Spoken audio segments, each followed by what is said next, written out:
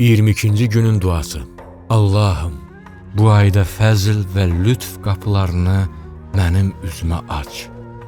Bərəkətini mənə nazil et.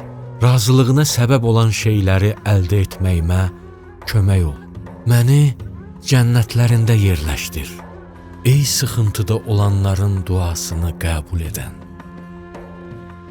Bismillahirrahmanirrahim və bihi nəstəin.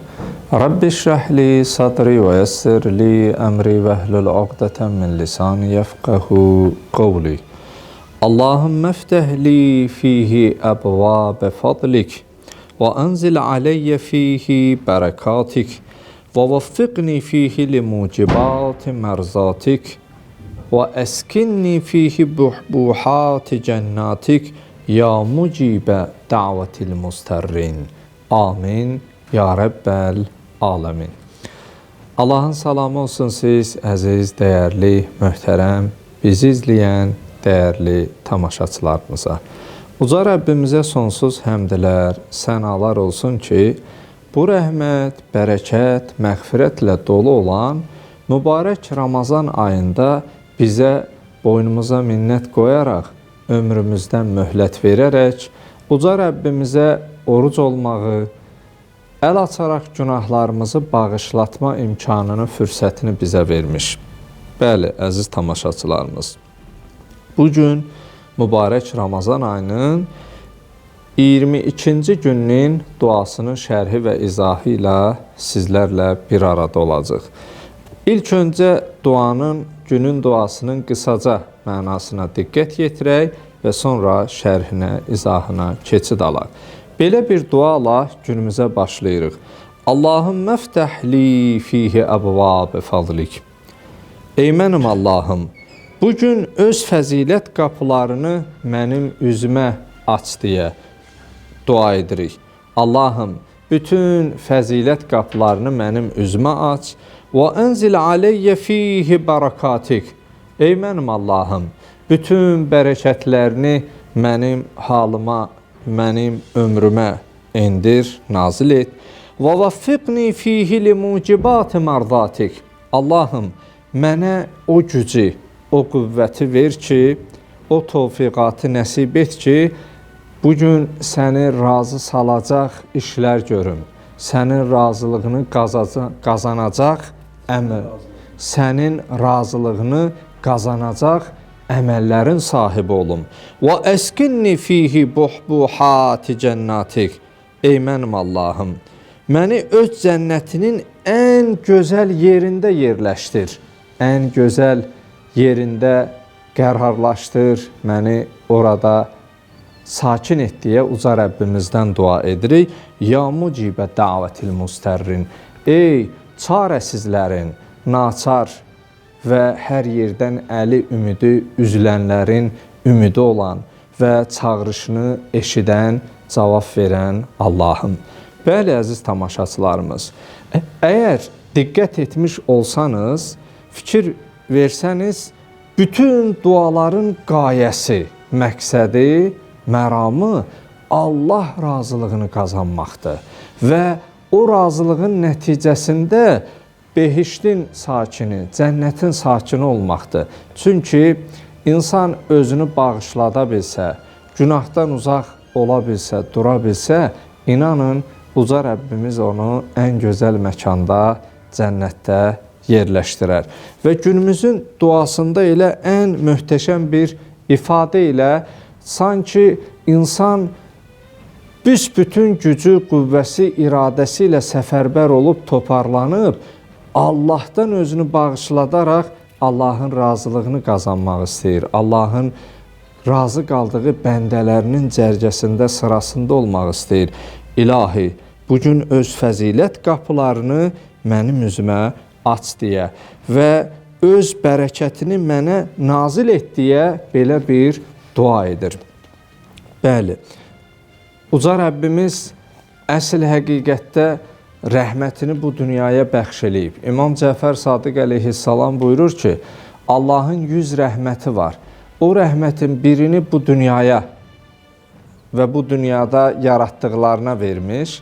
Məhz elə o bir rəhmətin nəticəsidir ki, ata oğluna, oğul atasına, bacı qardaş, ailənin bir-birinə olan istəyi, dostun dosta olan sevgisi və bəylə xanım arasında olan o istəklər, ülvi hisslər, büsbütün bunların hamısı məhz bir rəhmətin nəticəsindədir.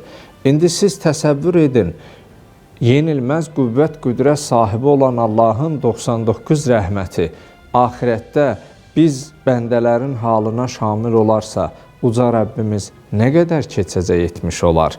Bizim mərhəmətli Allahımız var. Çox rəhimli, atadan, anadan şəfqətli, məhəbbətli olan Allahımız var. Yetər ki, biz səhvimizi başa düşərək, uca Rəbbimizə əl açaraq, Allahım, məni bağışla ifadəsini dilimizə gətirək. Bəli, duanın davamında buyurulur, وَوَفِّقْنِي فِيهِ لِمُوجِبَاتِ مَرْضَاتِكَ Allahım, sənin razılığını əldə edəcək, sənin razılığını qazanacaq işləri mənim üçün bugün nəsib et deyə Allahdan istəyirik. Bəli, Allahın razı qaldığı çox əməllər var. Elə onlardan biri insanlarla qarşılaşarkən salam vermək, insanların çətin vəziyyətində onlara əl tutmaq, yardım etmək, qohumlar əlaqəsini möhkəmləndirmək, qonşularla əlaqədar və bunların hamısı Allahın razılığını qazanmaq üçün olan duada buyurulur və vaffiqni fihi limucibati mərdatik. İlahi, bugün məni sənin razılığına səbəb olan əməlləri yerinə yetirməyə müvəffəq et. Yəni, insan çalışmalıdır ki, bu dünyada elə işlər görsün ki, Allahın razılığını qazana bilsin və Allahın razılığını qazanan insan behişt əhli olar. Təbii ki, behişt əhli olduqda insanın bütün o savab və fəzilət baxımından ən üstün yaranmışlar. Uca Rəbbimiz insanın yaradılışında buyurur, İnna xələqnəl insana fi ahsəni təqvim. Biz insanı gözəl biçimdə, gözəl ölçüdə, ən yaxşı bir şəkildə formada xəlq etdik. Amma bəzi insanlar Allahın yaratdıqlarında eyb və nöqsan axtarmağa çalışır. Amma Allahın bütün yaradılışı başdan ayağa, təpədən dırnağa sözün həqiqi mənasında bir ibrətdir. Adicə baxmış olsaq, Loğman Həkim, hikmət sahibi 114 surədən biri elə Loğman surəsidir. Orada Uca Rəbbimiz Loğman öz oğluna belə deyərdi, belə tövsiyə edərdi, belə vəsiyyətləri.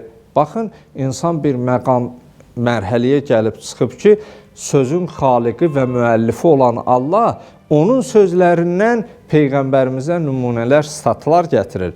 Bildiyimiz kimi qaradərili olub və qaradərili insanların bilirik ki, dişləri ağ, biraz dodaq, burun, görünüş fizikal olaraq, fizioloji baxımdan biraz fərqli olur.